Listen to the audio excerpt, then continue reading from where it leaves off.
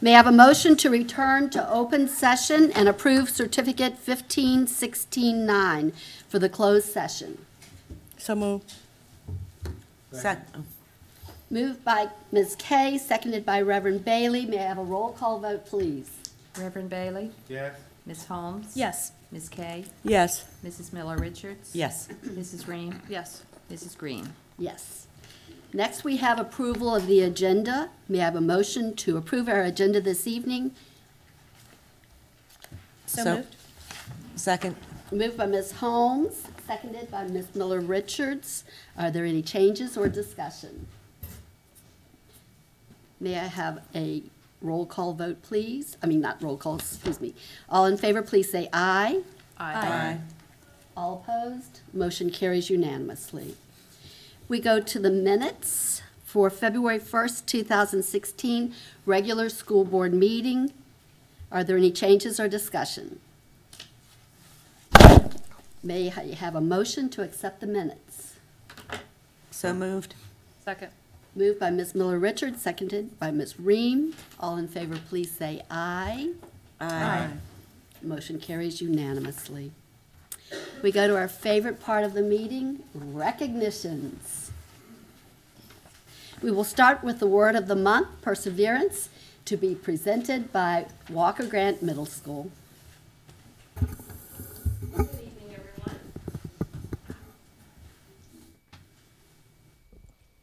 There we go. Good evening, everyone. It is my pleasure tonight to present the word of the month to you. We had 3 students from Walker Grant who were 8th graders, Ariana Garcia, Janine Mills-Miles, and Christian Taylor, do a very different presentation you're going to see tonight for the word of the month. And they were under the direction of Miss Carrie Devine, who is with us this evening in the back. So thank you to Carrie Devine. I'm pleased that she's here tonight because she just became a grandmother, but she still decided to join us tonight. So at this time, we'll have the word of the month presented by Walker Grant Middle School. Thank you.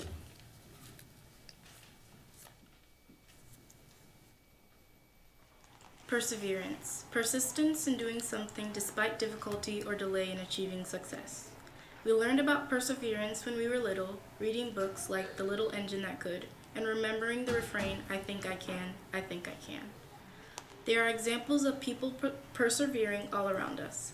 J.K. Rowling, the author of the Harry Potter novels and creator of Hogwarts, was waitressing and on public assistance when she wrote the first book. Her book was rejected by a dozen of publishers. The only reason it got published at all was because the CEO's 8-year-old daughter begged him to publish it. The original Star Wars movie was rejected by every movie studio in Hollywood before 20th Century Fox finally produced it. It went on to be one of the largest grossing movies in film history. Walt Disney was fired by a newspaper editor early in his career for lack of ideas. Disney also went bankrupt several times before he built Disneyland. I think we can safely say he worked hard to become a success. Albert Einstein did not speak until he was 4 years old, and he did not read until he was 7. His teacher described him as mentally slow, unsociable, and adrift forever in his foolish dreams. Beethoven took violin and piano lessons as a young child.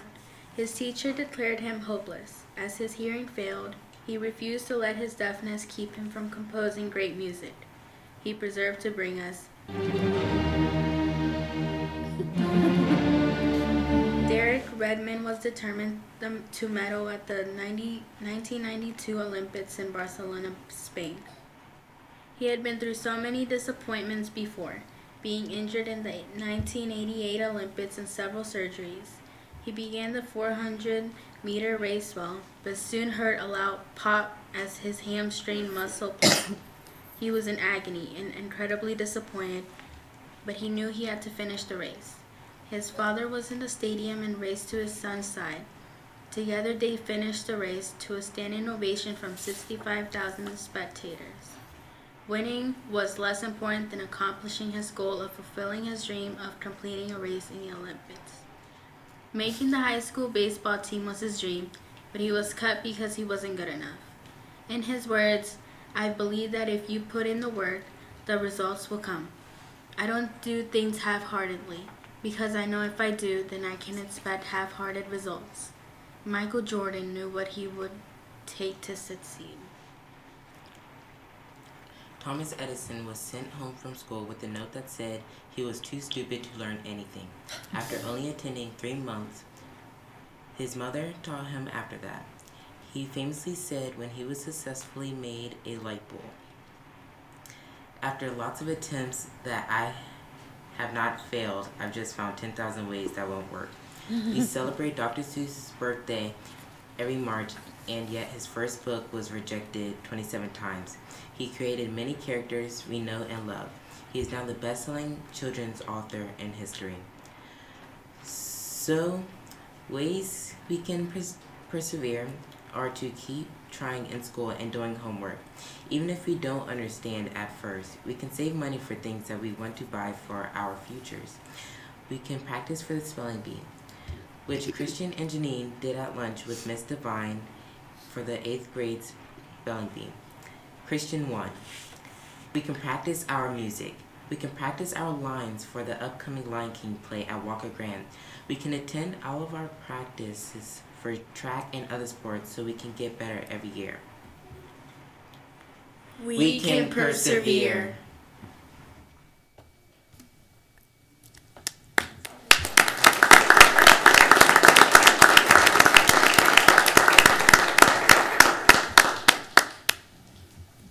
Thank you for that presentation.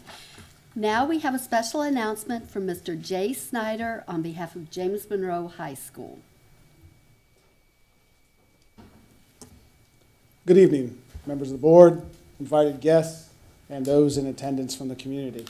My name is Jay Snyder. I'm a teacher and IB coordinator at James Monroe High School, and it's my pleasure to announce that we have received notification from the IB Americas office that James Monroe High School is now fully authorized to offer the International Baccalaureate Diploma Program beginning in the fall of 2016.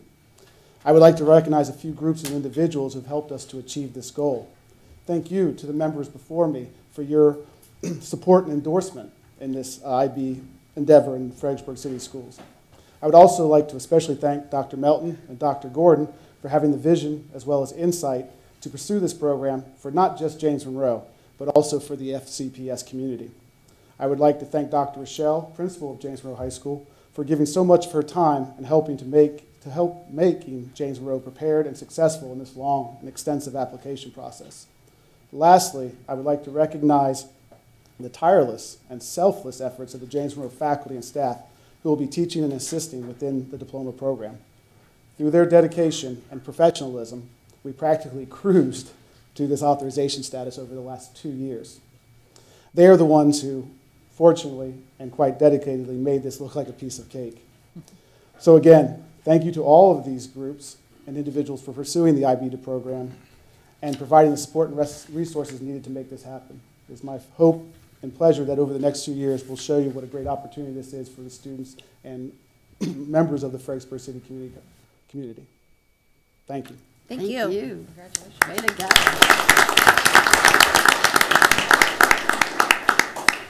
At this time, we would like to invite representatives from Mary Washington Hospice and Home Health for a recognition for FCPS and Brian Kieran.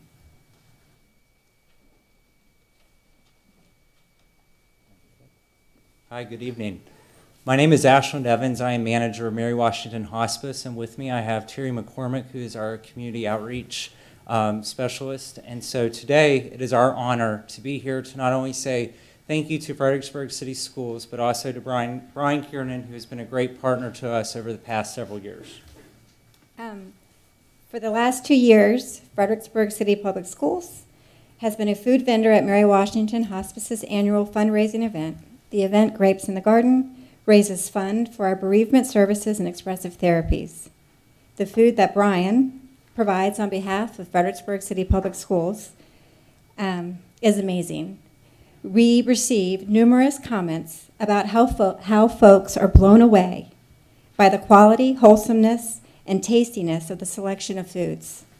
He is definitely a crowd favorite at the event. Mary Washington Hospice and Hospice Support Care's Camp Rainbow provides a path for children as they journey towards grief healing. Little buddies, child participants, are paired with trained big buddies, adult volunteers, to explore their feelings through age-appropriate crafts, activities, discussions, and one-on-one time. The camp is for children ages 6 to 14. Expressive therapies such as art, music, and dance are used to assist children with their grief and are balanced with traditional camp activities like arts and crafts, kayaking, and singing by the fire. Brian donates for our 2-day Camp Rainbow over 400 meals to our campers and their big buddies. That's 2 days, 3 meals a day for over 70 people. Thank you, school board, for allowing Mary Washington Hospice to be here tonight to recognize Brian's dedication and partnership to our community. He is an individual who, by caring for others, helps build this wonderful community in which we live and we work. Thank you so much, Brian.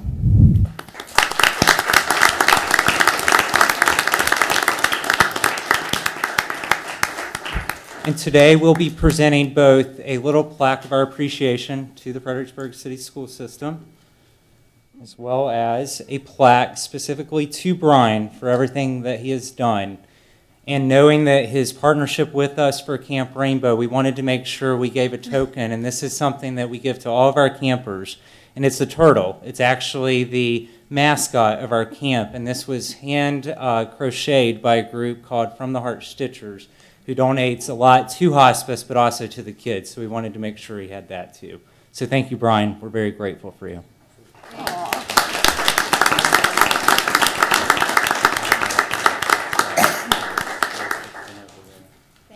And thank you for your time. Thank you. Thank you. I'm still on over the other one. I know, that was nice. I know.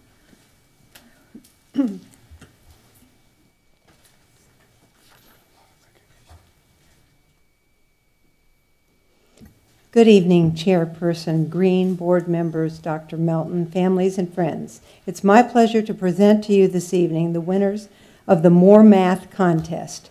For this contest, students illustrated and wrote a caption for the many uses for math in our everyday life. This was a school-wide contest, and our first place winner is Kira Boogie, daughter of Ms. Nico Boogie, and her teacher is Mr. Traxler in 2nd grade. Is Kira here this evening? She is. There she is. Come on up.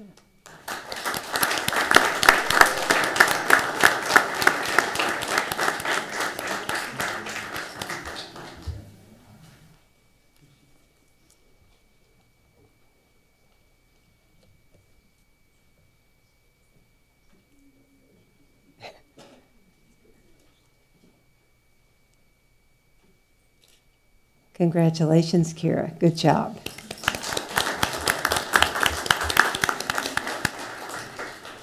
I would also like to recognize our Black History Art and Essay Contest winners. Students submitted art and or essays in honor of an African American who has made great contributions to our American history. Our first place winner in kindergarten was Daphne Reno. Daphne wrote an essay about Harriet Tubman. Daphne is the daughter of Mr. Michael Reno and Mrs. Melissa Reno, and she is in Ms. Oot's kindergarten class. Is Daphne here this evening? I don't believe she made it, but we'll give her a big round of applause. Our first place winner in 1st grade was Petra Kawizi Makuza. Petra wrote and illustrated an essay on Wilma Rudolph. Petra is the daughter of Ms. Beth Lucarelli, and she is in Mr. Ann's 1st grade class. Congratulations, Petra.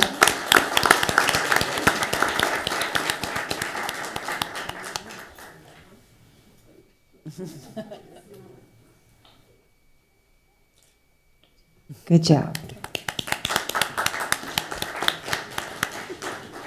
And our first place winner in 2nd grade is Holly Rowland. Holly wrote an essay on Booker T. Washington. Holly is the daughter of Mr. Henry Rowland and Mrs. Nancy Rowland, and Holly is in Miss Saunders' 2nd grade class. Holly?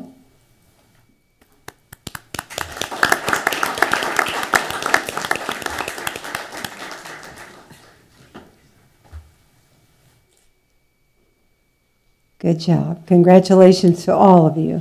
At this time, I'll turn it over to Matt Terry, principal of Lafayette Upper Elementary School. Thank you.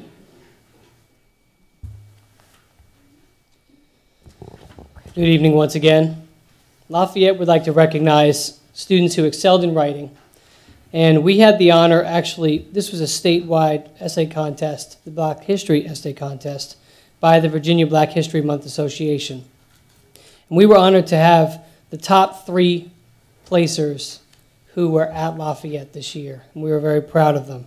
So I'd like to call up in 3rd place, recognized by the Virginia Black History Month Association, was Laurel Melville. She's in 5th grade, and that's the daughter of Jarrett and Hillary Melville.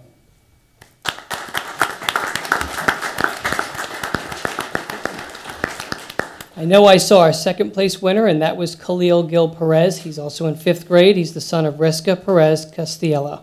Please come on up, Khalil.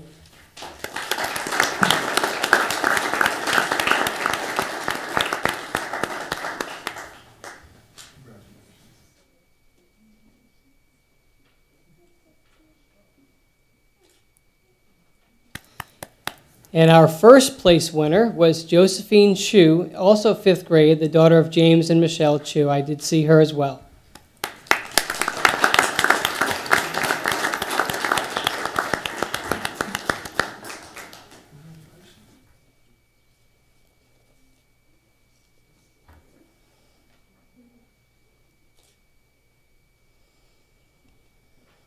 So we're going to continue on with the following students, and we're going to move into the spelling bees. Our grade level spelling bees, their accomplishments for our winners. We will start with 3rd grade, and our runner-up winner at Lafayette was Jaden Lee, the son of Mr. Caleb and Balu Lee.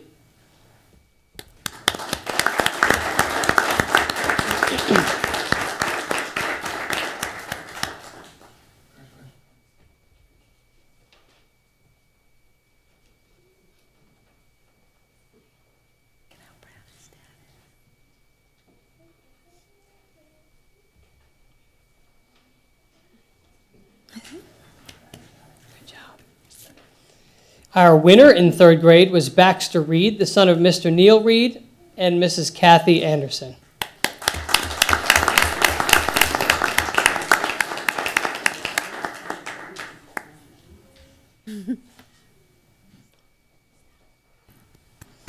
Moving on to 4th grade, our runner-up, we had a tie for 4th grade, and that was Simon Young, the son of Ethan Young and Mrs. Leslie Martin. Please come on up, Simon.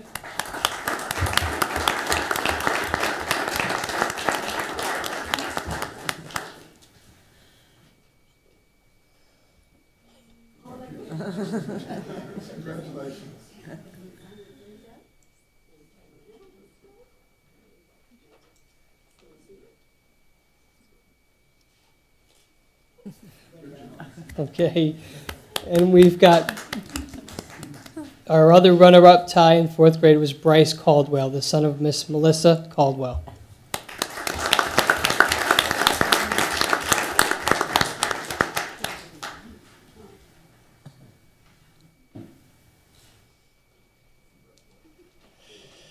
Nice yellow tonight. And our winner in 4th grade was Bianca Hernandez Alvarez, the daughter of Mr. Orlando Hernandez and Miss Beria Alvarez.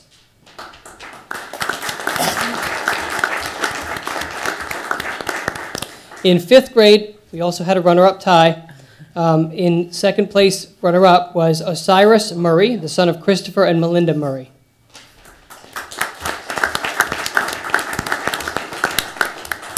And I did see Jake tonight. Jake Hatton was also our runner-up, and that's the son of Mr. Dennis and Monica Hatton.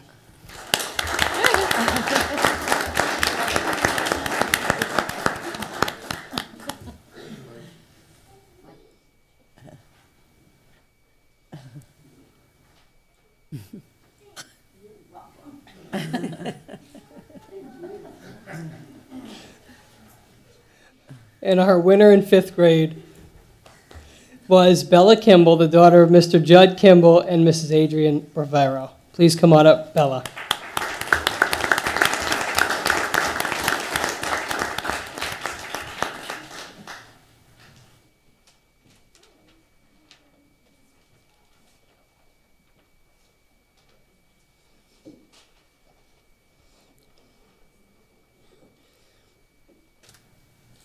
And Bella, if it pleases the board, I would like to keep Bella up here for a moment. And I would also like to congratulate her because Bella is our district winner and she is in 5th grade again. Bella, we are very proud of you. She is our Fredericksburg City Schools district champion.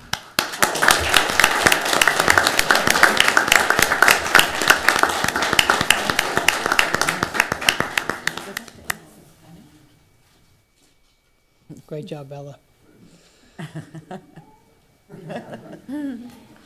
Now I'd like to introduce Dr. Melanie K. Wyatt from Walker Grant.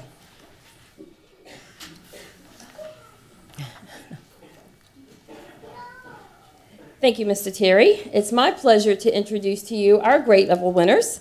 6th grade, we have our runner-up is Rylan Holland, son of Mr. Dean Holland and Mrs. Virginia Holland. I'm not sure if Rylan stepped in or not. Well, let's give Rylan a big hand of applause. Our 6th grade winner cannot be with us tonight, and that is Catherine Fiddler, daughter of Mr. Robert Fiddler and Miss Tristan Fiddler. So let's give her a big round of applause for our 6th grade winner. Our 7th grade runner-up is Adia Hine, daughter of Mr. Charles Hine and Mrs. Stephanie Hine.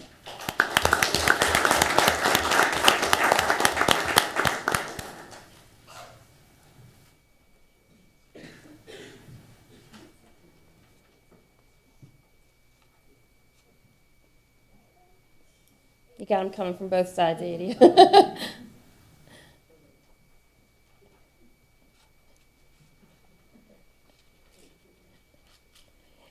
And our 7th grade winner is Zoe Young, daughter of Mr. Ethan Young and Miss Leslie Martin.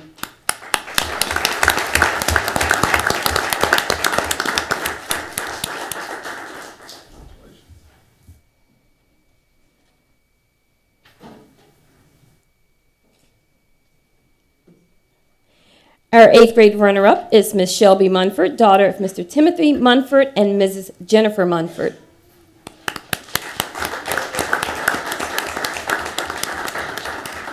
Our 8th grade winner is here, and before I bring him up, I just wanted to say he had a track event, so he just arrived. He was also one of the students who did our Word of the Month video. So our 8th grade winner was Christian Taylor, son of Miss Marcia Taylor.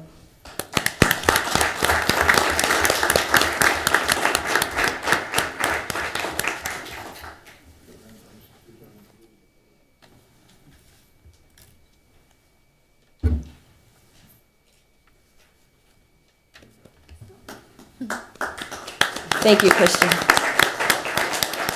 It is now my pleasure to talk about our all-district choir. Several students were selected to represent Walker Grant Middle School in the all-district choir that occurred at Brook Point High School last month.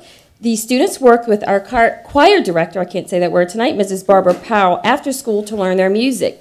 We're going to call them up by groups, so we're going to ask that you hold your applause until each group is up. We're going to start with the sopranos. Anasia Loriano is the 8th grade granddaughter of Miss Hilda Lawton. Come on up, Anasia. Dagny Oakley, 8th grade daughter of Miss Celia Oakley. And Delia Rabbiton, 7th grade daughter of Mr. Paul Rabbiton and Miss Beth Rabbiton. Congratulations to our soprano group.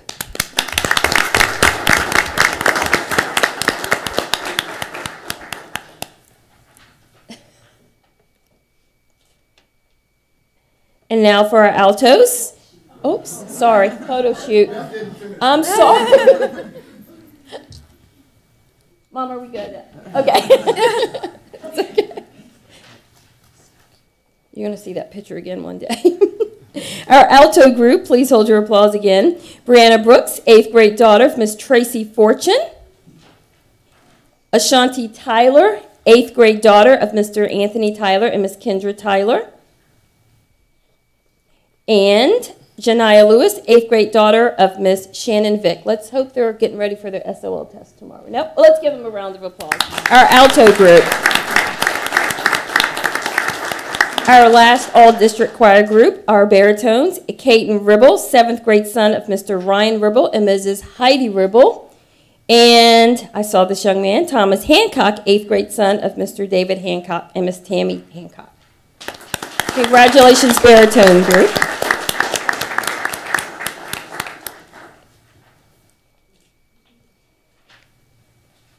Congratulations. All District Symphonic Band, Emily Kabza was chosen first chair oboe for the All District Symphonic Band performance at Spotsylvania High School in February. Emily is an 8th grader, and she's the daughter of Mr. Christopher Kabza and Mrs. Jennifer Kabza, under the direction of Mr. Ryan. You can keep going, dear. Under the direction of Mr. Ryan Lowry, who is here with us tonight. Thank you for your work, Mr. Lowry.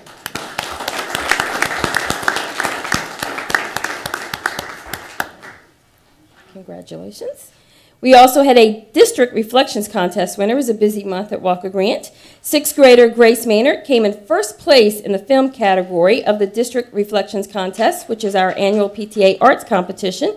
It's open to all students, and Grace is the daughter of Mr. Mark Maynard and Miss Christy Maynard. Congratulations.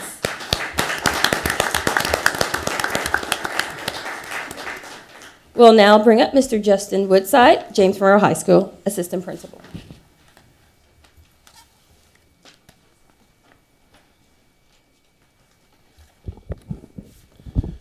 Good evening.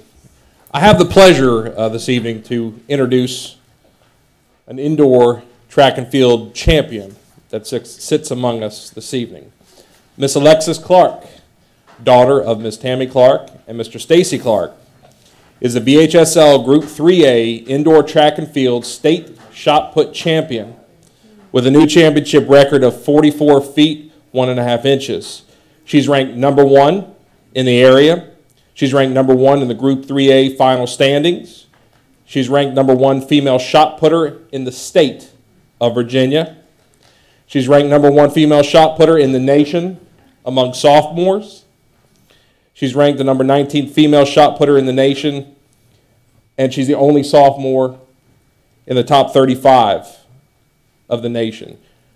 She broke the James Monroe High School indoor track and field record with a throw of 45 feet, 5 3/4 inches. She holds a Milestat Elite Gold ranking.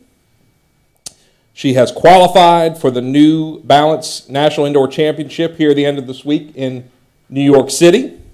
And most recently, she was selected by the Freelance Star All-Area for track and field.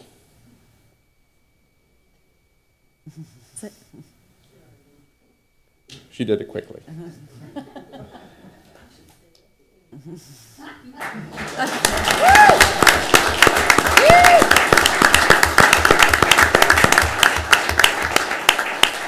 We'd also like to recognize 2 of the adults in her life that have provided her direction, expertise, for her training to be a success, and that is one of her coaches, Miss Tammy Clark, coach of our indoor track and field team.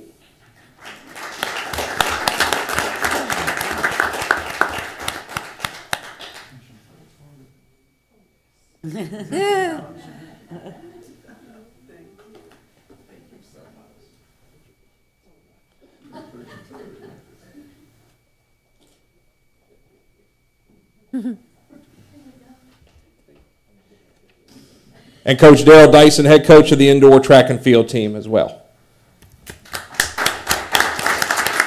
Thank you. We have one more recognition for tonight. And we have one final recognition.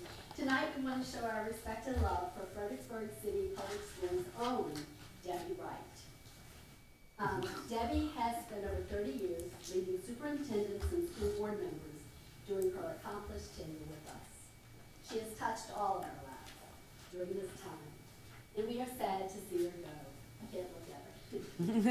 Debbie began her journey with Fredericksburg City Public Schools in 1983 when she was hired by then school superintendent Dr. Richard Garnett. She was appointed clerk of the school board in 1996 and has since been an integral part of the success of this board. The school board is indeed fortunate to have had the privilege of sharing Debbie's fine expertise, strong work ethic, and loyal commitment. She has fed us, kept us on schedule, and ensured that we played by the rules. Debbie, soon you will be retiring from Fredericksburg City Public Schools. We will miss you and your good work. We will miss your willingness to listen to us, your ability to keep us moving in the right direction, and all of your contributions to our school division. We want to wish you the best We hope you find and enjoy wonderful new experiences in retirement. You deserve the best. Thank you for all you do for us.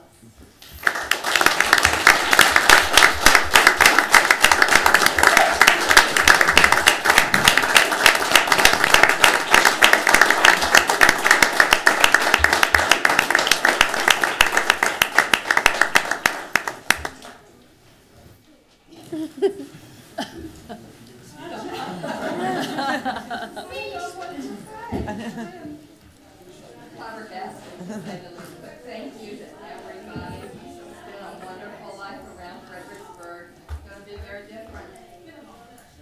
I'm looking forward to it. Thanks to all. Thank you.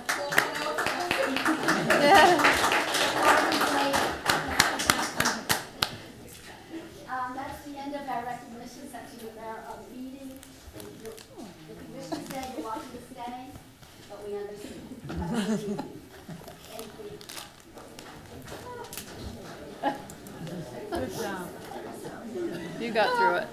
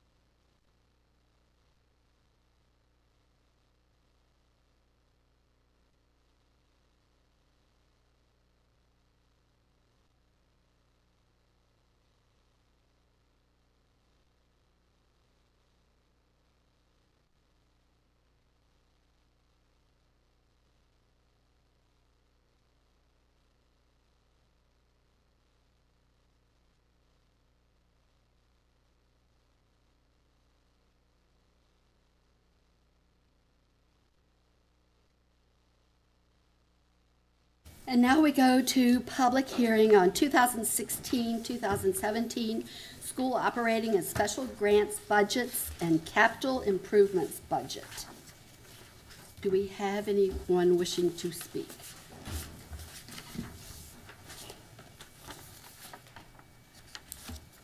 That means you can't complain.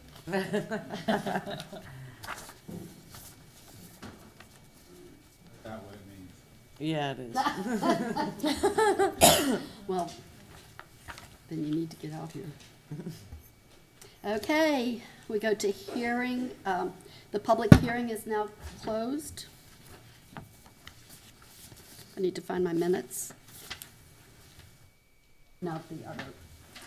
Okay, public hearing is now closed. And we go to hearing of citizens. Anyone wishing to speak?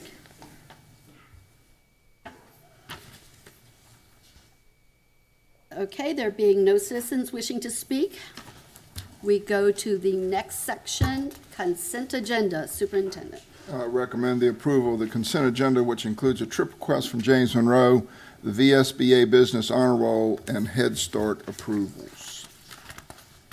May I have a motion to accept the consent agenda? So moved. Second. Moved by Ms. Holmes, seconded by Reverend Bailey. Are there any comments, questions? Can we just provide a few details on those? The trip request is for DECA? Yes. Because we had some students who made it to the national competition, which is terrific. The VSBA Honor Roll, we're honoring 2 businesses, which are BizNets and the Inn at the old silk mill. No, No? Oh, BizNets Old and Mill. Old Mill. Mill. Oh, Mill. sorry, okay. And that's for their support Of school board. of school activities Yes. and, Yes. and support from them. Okay. All right, terrific. Okay, so we have a motion by Ms. Holmes and seconded by Reverend Bailey. All those in favor, please say aye. Aye. And motion carries unanimously. We now go to the action items, personnel. I recommend the board approve the personnel list as presented. May I have a motion to approve the superintendent's recommendation? So moved. Second. Moved by Ms. Ream, seconded by Ms. Holmes. Roll call vote, please. Reverend Bailey? Yes. Ms. Holmes? Yes. Ms. Kay? Yes. Mrs. Miller Richards? Yes. Mrs. Ream? Yes. Mrs. Green? Yes, motion carries unanimously. Next, we have the approval adoption of the school division operating budget and special grants budgets for 2016-17 and the capital improvements plan and budgets for 2017 through 2021. Superintendent? Before I ask for your approval, I would like to call your attention to some updated information provided to you tonight. When we did our presentation to you in February, we looked at a deficit in our budget that would have to be covered by the city of $734,000. At that point, we did not know what the Senate and the House budgets would do for the overall budget. Since that time, the Senate and House have released their budgets, and they're in conference, and it appears that we may get between $50,000 and $70,000 in additional funds there. However, our health insurance renewal rates came in quite a bit higher than we anticipated. We had anticipated a 6% increase, came in at 11%. The 11% added approximately $200,000 to our cost. The budget that we're asking you to approve tonight, therefore, would request an increase from the city of, let me read the exact figure, $949,936, which, as you can see, is in excess of $200,000 more, mostly from the health insurance.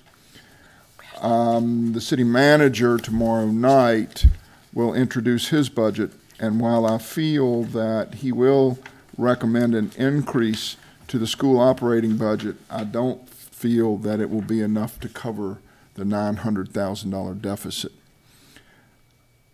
We're in a position where we have to wait and see what happens. Once the city manager makes a recommendation to council, then it's council's budget, and council can decide whether to put more money in or take money out.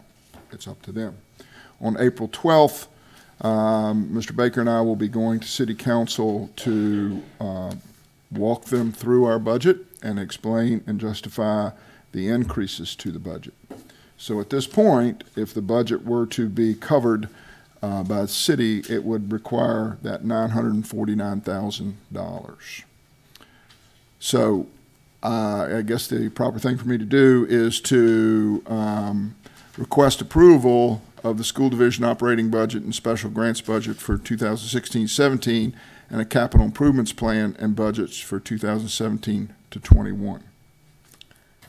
May I have a motion to approve the superintendent's recommendation? So moved. Second? Second. It's been moved by Ms. Miller Richards, seconded by Ms. Holmes. Any discussion? Question. Ms. Kay? On the increase in health insurance, was that based on experience in our division, or was it just an increase? A big part of it is experience in our division. For the last few years, we have been very fortunate in that our experience has allowed us basically a rebate. So our rates haven't gone up. Right. Last year, it was a pretty significant rate increase. Experience, history. Okay, thank you. Is that correct, Mr. Baker? Right. There's a certain amount of money that they've kicked in to keep our rates low last. I think last year was almost $200,000. This year it's about $150,000 increase, and then experience had a lot to do, and then just a general trending up. And then the healthcare plan is now taking care of a lot more children and other people who are not coming more, so you're going to see a little trend up. Okay. And actually 11% is low compared to what I'm hearing from a lot of people around the region. I know in talking with the city, they got hit with a 19% increase through their carrier. Okay, thank you. So this that we have here, is this the numbers that you just gave us? I'm sorry, I was still looking at the other. The number in your handout Right. are the accurate numbers. Don't look at the old budget. Thank you. Okay. because, as a matter of fact, I was would trying to recommend you throw the old one away until we can get all the figures into a new one, reprint it, and get it to you. I will recycle it. Any other comments, questions? I'd like to remind everybody, once again, this is a no-frills budget. We do a lot with little. As long as the city continues to increase population and growth with apartment complexes and housing developments, they should expect that we will have a budget that continues to grow. We need the support of City Council. Are we ready to take the vote? Motion, second, all in favor, please say aye. Aye. You have a question? I'm sorry, Mr. I Ray. just wanted to, can you give me that figure again, the additional? How the Yeah. math works out with the, It's on the second page, or the last page of the handout. And if you look under the first section, it says operating fund 205 revenue totals. If you go to, I'm sorry, city appropriations, second column, go to the right, second column to your left, 949, 936. Okay. And that's the increase. Right. That is what we would require in an increased funds from the city Right. if we were to have our budget today, understanding that we don't know what we're going to get from the state yet, from the Senate and House, but knowing that the most it would be 70,000. And that increase is driven primarily by the increase in the insurance. About 500,000 of it would be the increase. Well, there are a number of increases to the budget. The salary increase, the positions are big in our budget as well. Well, the 9 and Health insurance increase, a portion of the health insurance increase is because of the positions, and the rest of it is because of the rate. But as a reminder, that salary increase is low. It's at And the other part is- 1.5. But 1.5 plus with VR. Yeah, the VR, S1. don't count the VRS. Right. It's Yeah, really it's a really 1.5. 1.5% raise. Right. But that's $452,000, 1.5% increase. And it's a well-deserved raise. Okay, any other comments or discussion? Then we have a motion and a second, and we're going to call for the vote. All in favor, please say aye. Aye. Motion carries unanimously. We go to information items. Instructional presentation, performance assessment at Lafayette Upper Elementary School. Mr. Thomas. Before Mr. Terry speaks out, I'd like to give you some background in terms of the where we've come from in developing the performance assessments. In September 2014, the Virginia Board of Education acted upon House Bill 930 and Senate Bill 306, which called for the elimination of the SOL assessments in grade 3 history and science, grade 5 writing, and history, and grade 6 history. Following these actions, the Board of Education called upon school divisions to develop alternative assessments. Dr. Melton led this region, Region 3, and the group of superintendents in reinstituting the Key Instructional Leaders Group to address the formulation of these alternative assessments. Dr. Melton appointed myself, Mrs. Catlett, and Mrs. Brady to represent the division in terms of the Key Instructional Leaders in developing these alternative assessments. Mrs. Brady served a key role as she and several other members of the Key Instructional Leader Group drafted the Alternative Assessment Assistance Grant. And this Alternative Assessment Assistance Grant resulted in us and the region being able to contract with Dr. Garris out of the College of William & Mary for the training of staff on performance assessments.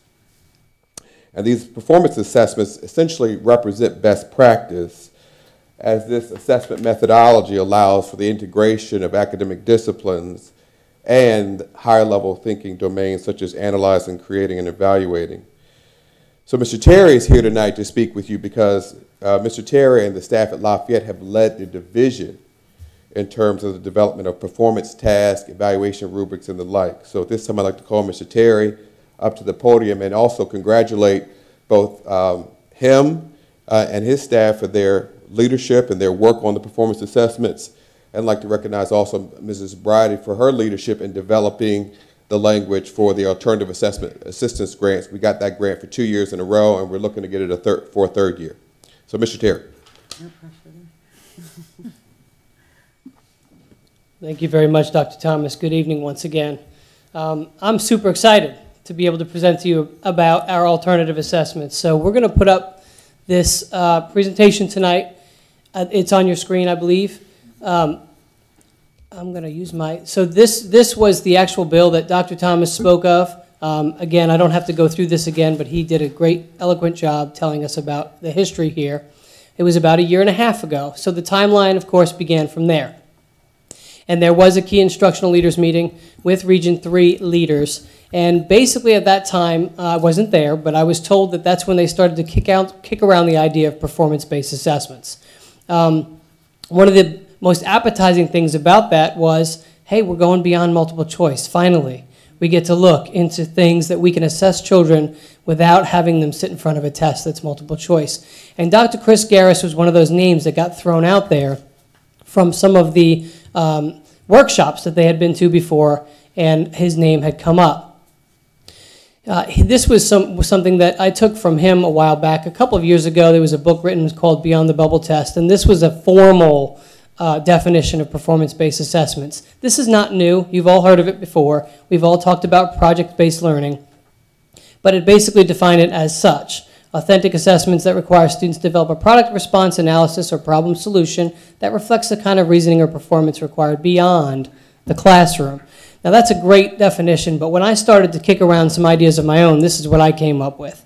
This is why we love it at Lafayette. It's authentic. It's based on real life experience, and there's relevance there. It's student engagement at its best. It's inquiry based. It's high rigor. We talked about the creativity and critical thinking already. Dr. Thomas mentioned that. There's some autonomy in your learning.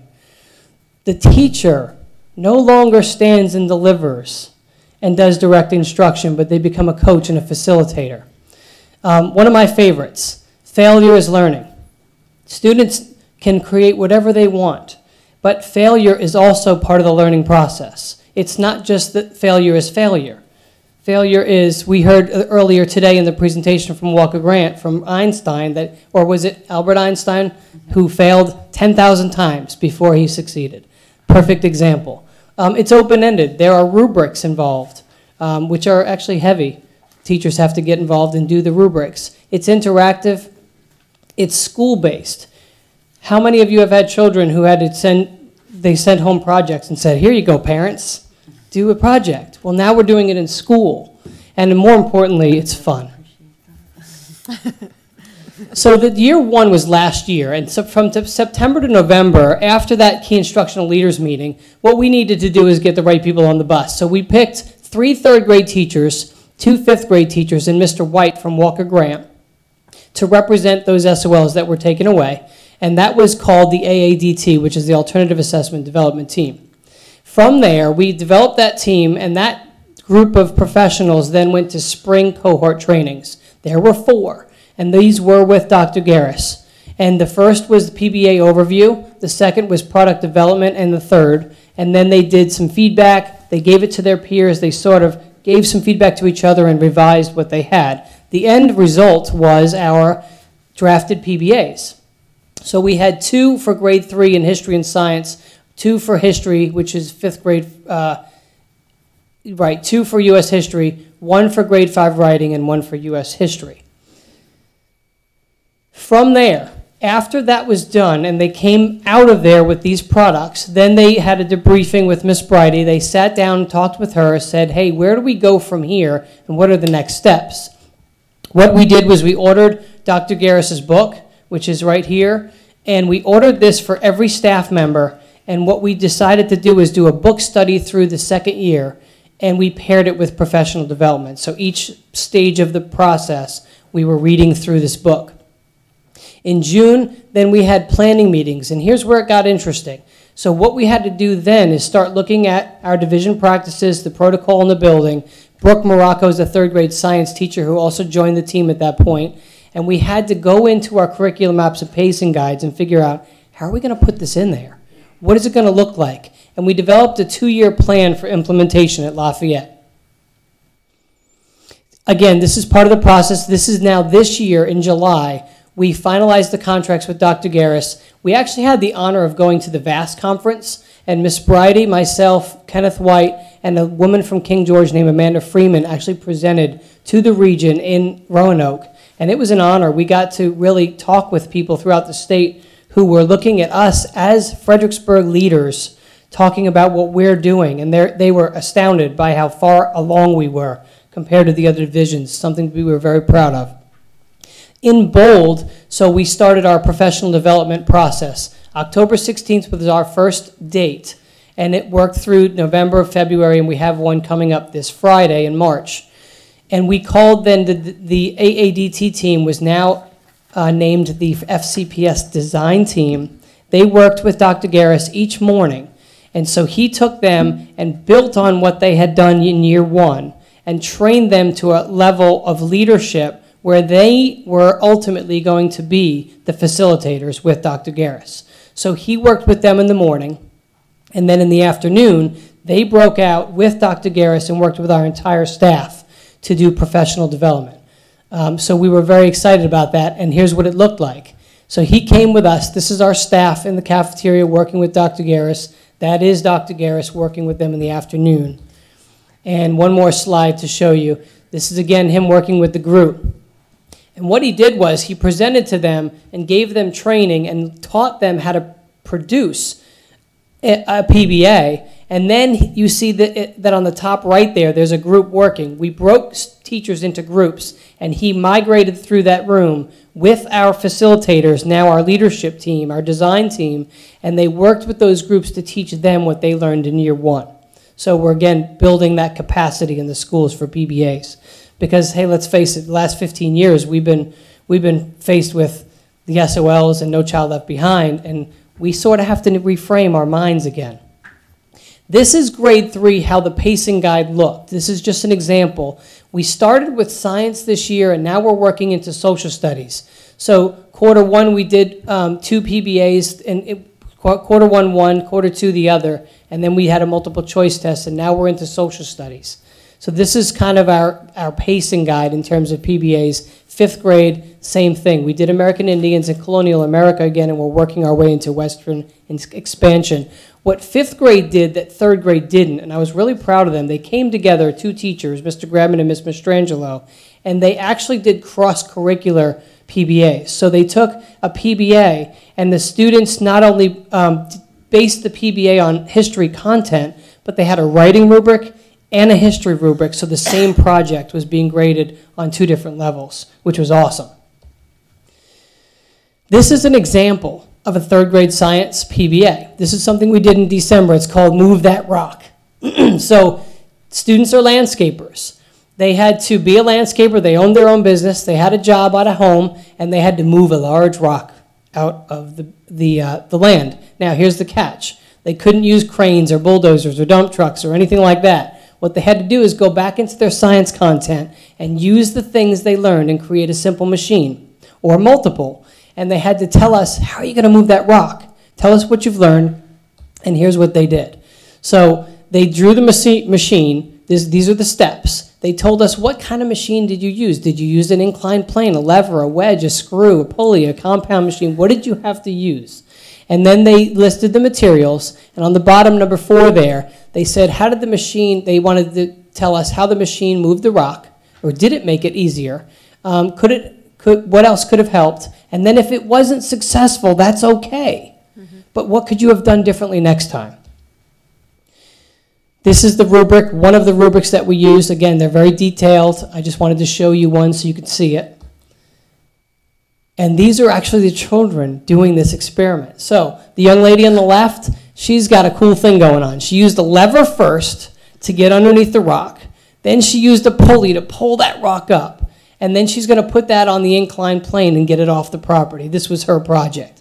The young man used more of an inclined plane there, and he was going to roll that rock off the property. And I had a really fun discussions with these 2 young people in 3rd grade. And they said, I said, how did you think it was? And they said, stressful. That was their answer to me. And I said, in a good way? And they said, well, yeah, it was a lot of fun, but man, it was really hard to try to figure that out. But they really enjoyed it.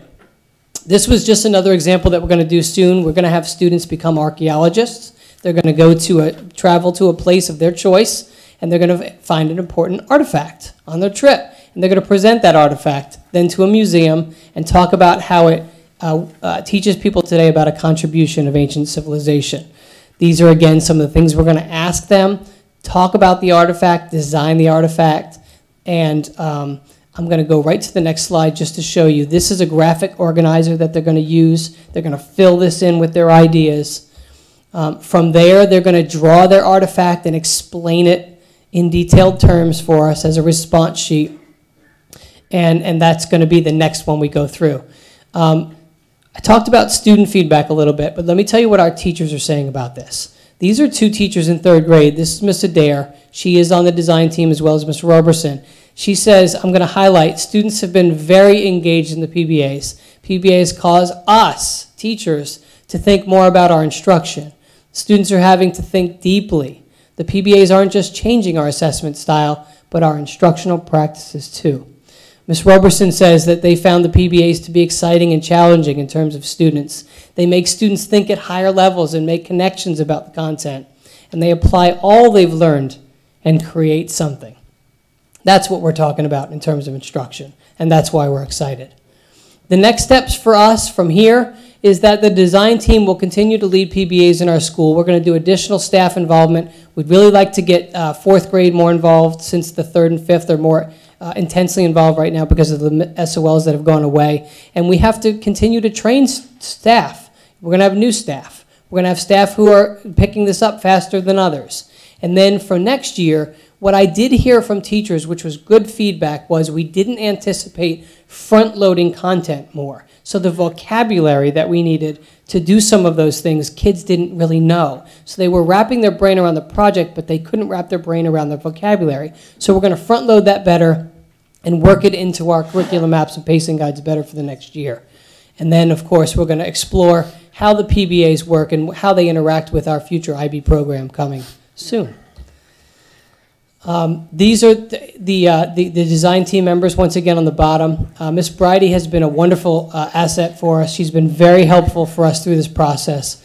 I can answer questions for Lafayette. Mr. White has been very involved through that Walker Grant. I really appreciate you giving us some time to tell us what we're doing, because we're super excited about it. I can see why. It's amazing stuff. It's what instruction should be. Right. It reminds me a lot of the Odyssey of the Mind problems. Yes. Yes. Yes. Yes. And some stuff that we saw at our BSBA meeting this past year that some schools were doing, especially the construction, the making mistakes, learning from failure.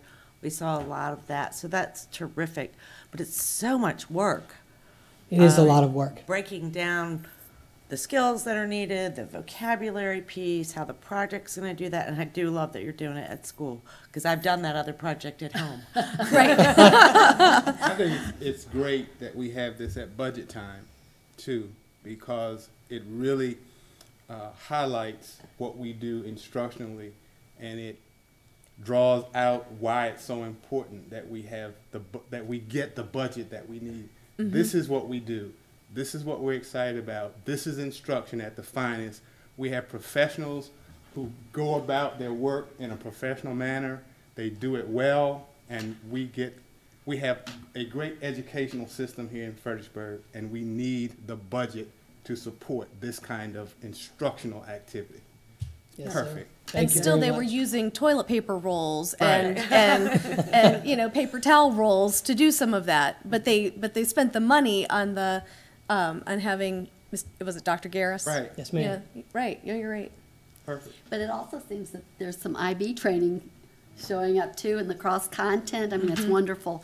And if the teachers have half your enthusiasm, that's great. Thank do. you so much. Thank you for your support. Thank you. Thank you. We now go to financial report and just some more enthusiasm from Mr. Baker. I feel like we're going up. I'm fairly and down. enthusiastic. We have a positive variance on both revenues and expenditures. It's pure coincidence that it rounded up to the same I same wonder. variance. That made me a little nervous. Yeah. But it's very, very tight. So things are running very, very close to budget, the projected estimates. I will say that we have a fund balance reappropriation that will hit our books either in February or March. It's been through both readings at the city and been approved. So that's going to impact these variances to a degree. But things are running very close. So, and again, this is through January. Is there anything in particular that anyone has a question about related Questions to or this? comments? So the fund balance reappropriation will help. Yes, it changes the variance to a degree. There's some things that we are already engaged in that are impacting the budget that the fund balance will assist us with. Okay. Anyone else? Thank you. Thank you. Mr. Baker. We go to school calendar for 2016-2017. Oh, you skipped tuition rates. Oops, I'm sorry, tuition rates for 2016-2017, Mr. Baker, and we do have a handout. No change in tuition rates for the coming year. Any questions or comments about tuition? No, thank you. I noticed that you all had said that you didn't, that you had discussed it and didn't feel like hiking the tuition at this point was going to be beneficial. Can you just help us with that process a little bit, or help us understand that process? You might Or want to direct that question to me. Because, okay, then I'll face this way. Yeah, that was one of those things. I went to Mr. Baker and said, we're not going to raise tuition rates this year. We had a significant increase last year. Right. And it Right. was a significant increase last year. Okay. And we didn't feel that it would be appropriate to throw another increase in back-to-back years. So that simply is the explanation. And you do have a handout on your desk. Right. If you need numbers. Yeah. Any other? Thank you for that, Another thing we've done is we've done a much better job of collecting tuition Okay. Right. than we have in the past. Good. Thank you. Accountability. Any other questions or comments? Okay, now we go to school calendar for 2016-17. Dr. Melton? The school calendar is just an information item tonight, and there's not much I can say about it. It's very similar to the calendar we have this year.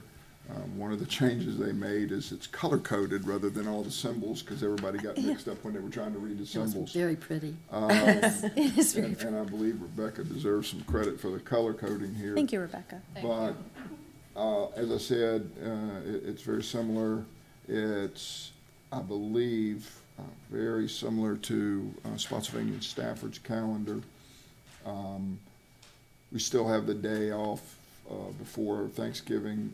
As you can see, 2 full weeks at Christmas, and then the full spring break.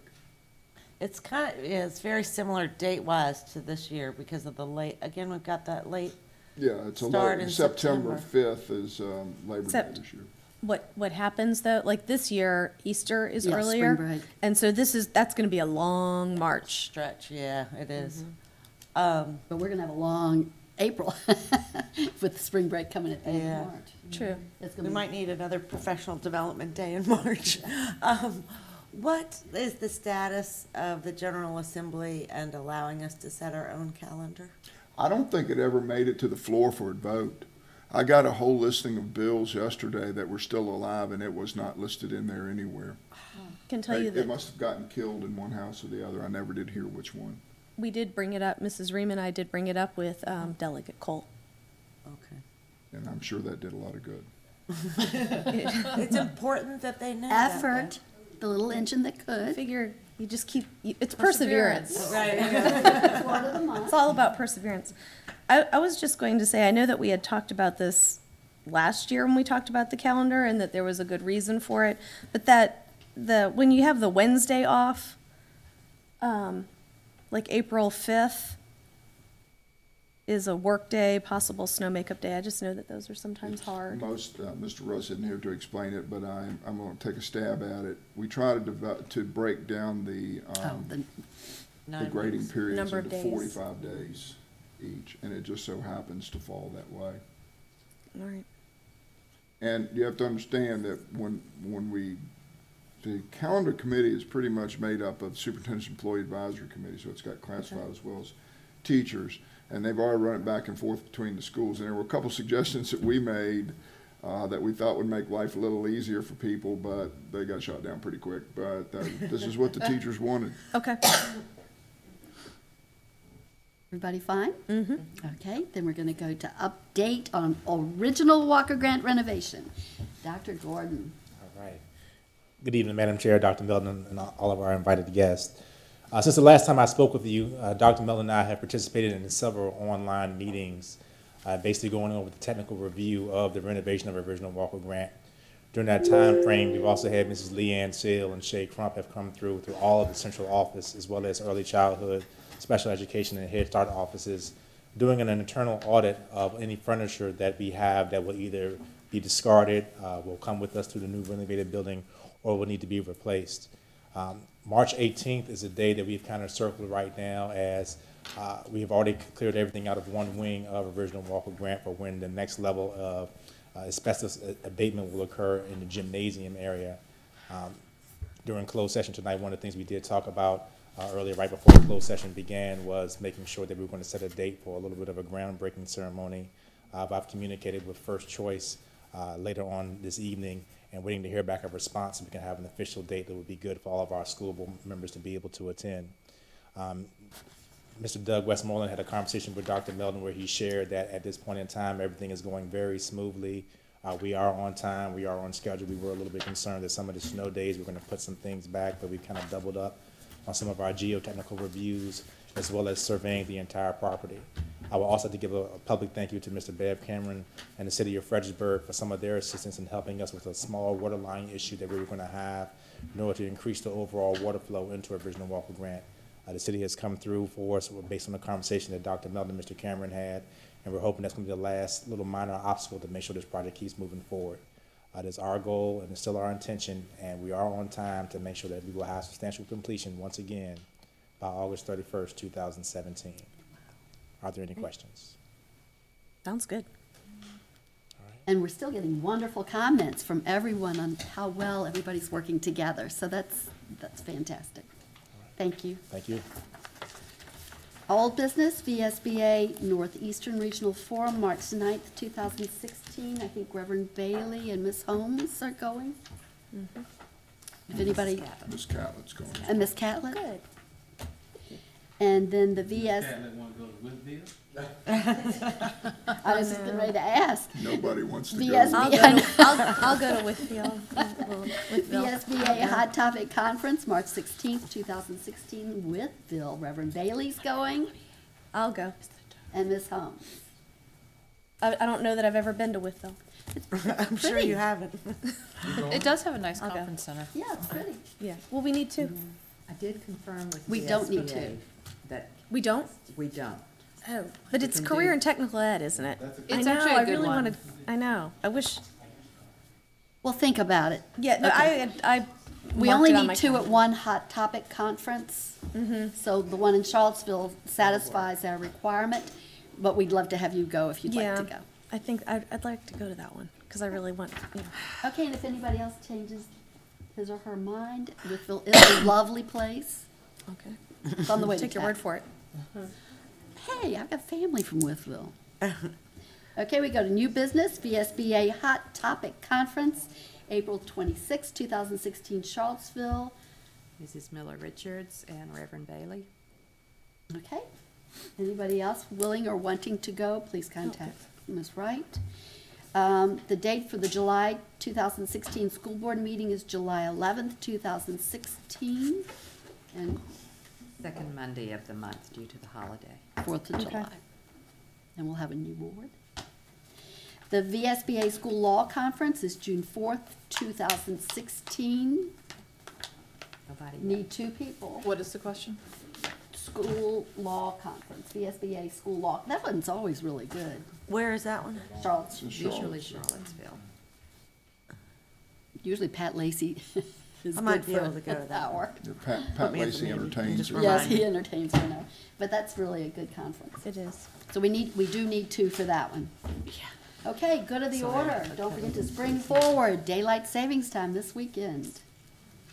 Good of the order. Thank you all for everything you do. Couldn't do it without you. You make us look really good. Thank you. Are there any comments? Any Anybody? Okay, adjournment, may I have a motion? No. May I have a motion? So moved. Oh. Okay, who wants it?